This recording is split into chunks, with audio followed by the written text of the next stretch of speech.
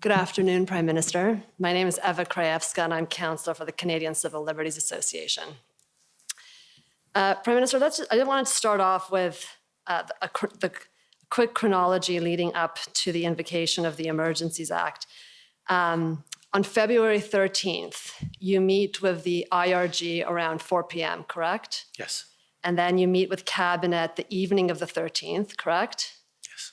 And at that time, Cabinet delegates to you the ultimate decision to invoke the Emergencies Act, and Clerk Charette characterized this as left it at referendum to the Prime Minister, correct? Yes.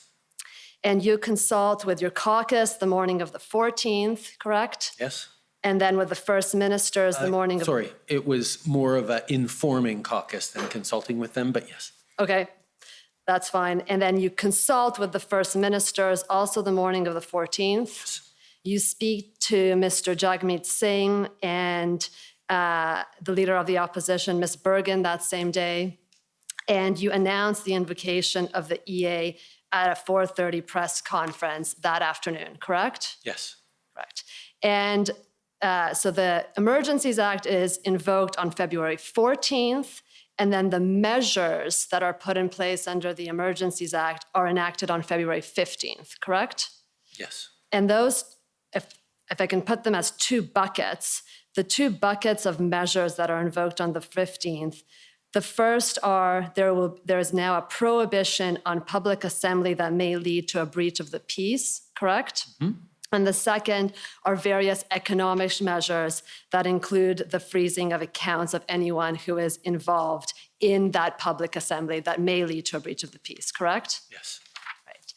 And now going back a little bit, you spoke briefly about Windsor. The blockade at the Ambassador Bridge, that was a significant event. That was one of the events that led to the invocation of the Emergencies Act, correct? It was one of many, but yes. It was one of many. And you understand that the police, both the Windsor Police Service and the OPP, started to clear that block starting on February 12th? Yes. And that continued on February 13th? Yes. And I believe WPS, Windsor Police Service, tweeted that the Windsor Ambassador Bridge was cleared at 1200 on February 14th.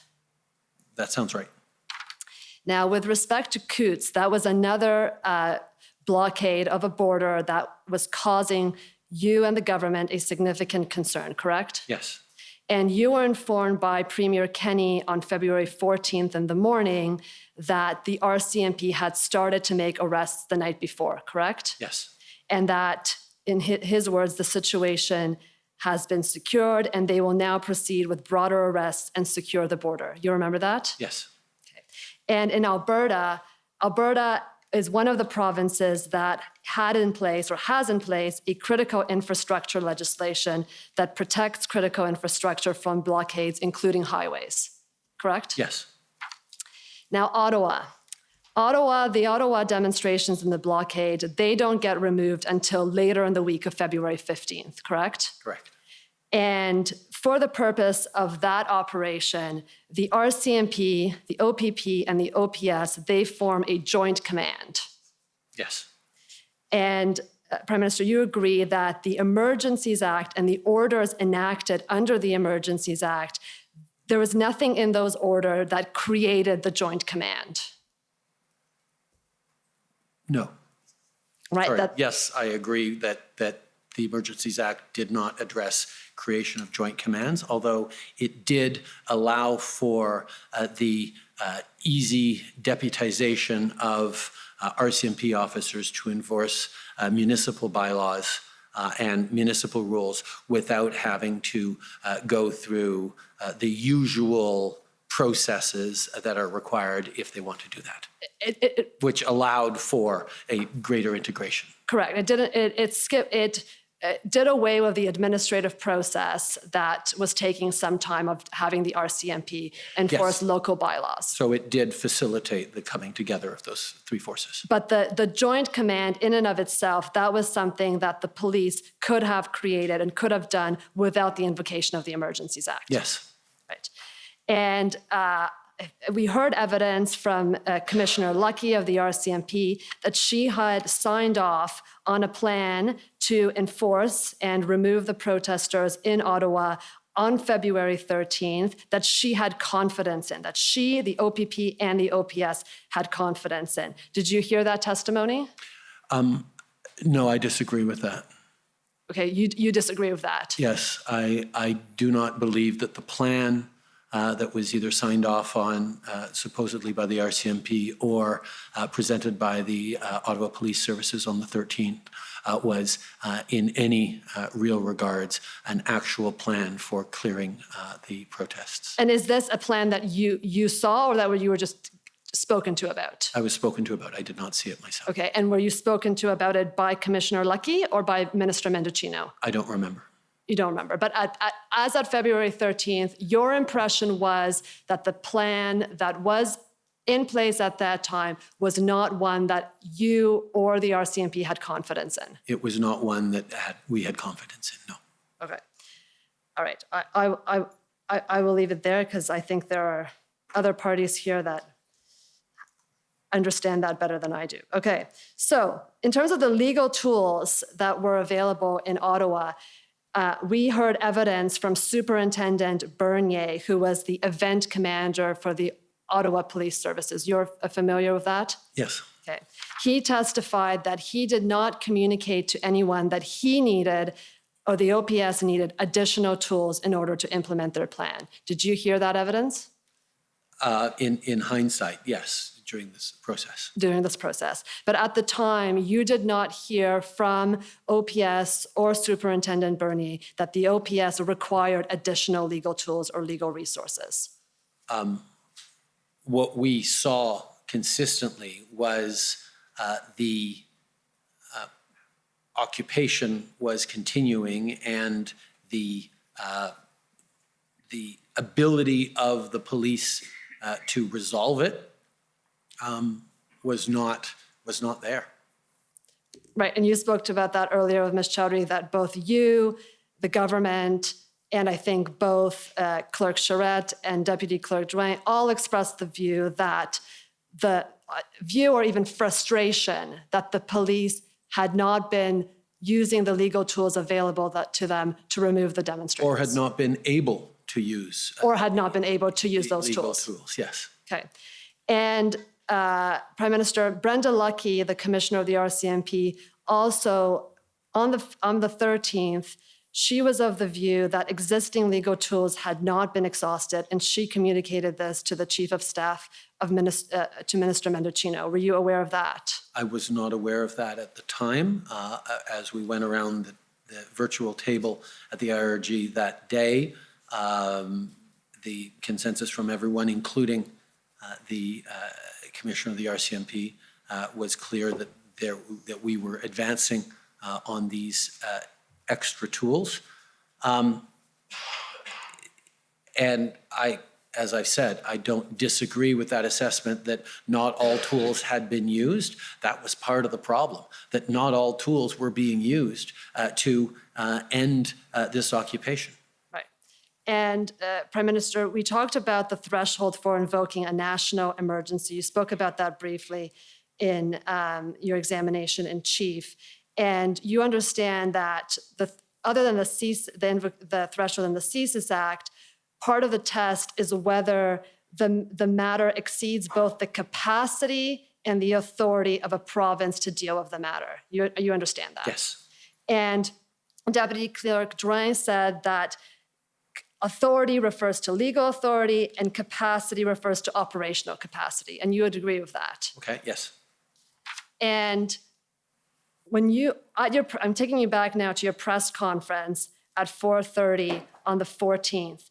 At that press conference, you specifically referred to the fact that there were serious challenges to law enforcement's ability to effectively enforce the law. You remember that? Yes. And that the Emergencies Act will be used to strengthen and support law enforcement agencies at all levels of the country. You remember saying that? Yes. And that the police will be given more tools to restore order in places where public assemblies can constitute illegal and dangerous activities. Yes. And so at that time, that was one of the main justifications that you stated publicly for the invocation of the Emergencies Act. Yes.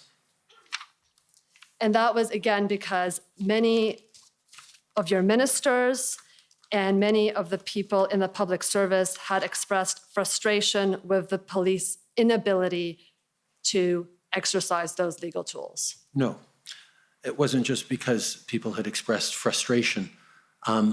It was real concern. As you mentioned, that a number of places were moving in the right direction in terms of resolving the situation at Coots, resolving the situation at the Ambassador Bridge. There was a very real and present concern that it is one thing to clear a lane or two, it is another thing to keep a border location or otherwise open. And what we had seen was intentions for the convoy to pop up again at the Blue Water Bridge in Sarnia. At Fort Erie, there was discussion of Lacal. There were more activities starting in Surrey and BC at other border crossings.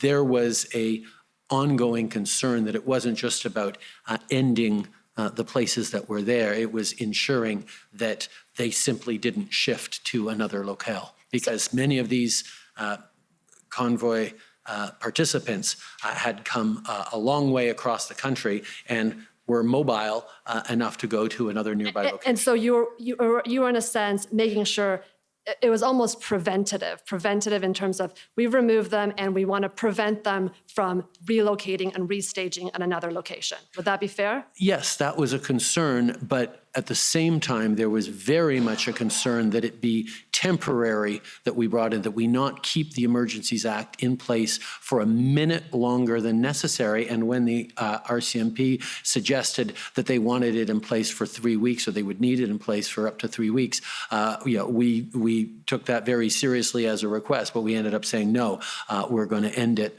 as quickly as we can, and we did. And Prime Minister, you spoke about how you were advised that it would be impermissible for the government to direct the police. And that was a line that you and your staff and your ministers understood very clearly, correct? Yes, we were very careful about that. You're very careful about that. Yes. But you'd agree that when you invoke the Emergencies Act and you very publicly say to the police, these are tools that you now have, that you are publicly signaling, this is the road we want you to walk down now and use these tools in order to deal with these demonstrators. Do you agree with that?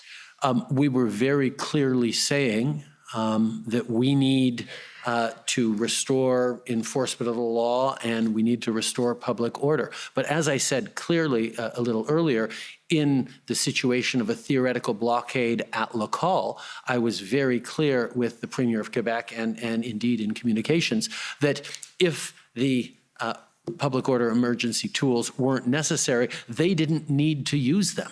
And Quebec did not invoke their own Emergencies Act, correct? They did not. I'm not sure, but I'll take your word for it. Well, I don't think Quebec invoked their Emergencies Act for the purpose of the thing, for the convoy. Now, my last area of question, Prime Minister, is with respect to the CCIS Act and its integration into the Emergencies Act. So you've stated under the CCIS Act, when CCIS determines that they are going to use surveillance on a person, they need to meet the threshold at Section 2, correct? Yes. And that's because the surveillance of one person without other legal authority is something that is very serious and that requires a high legal threshold, correct? Now, I understand your evidence that for the purpose of the Emergencies Act, we are dealing with a different context, yes? Yes. A different purpose? Yes. And we're dealing with a different decision maker, correct?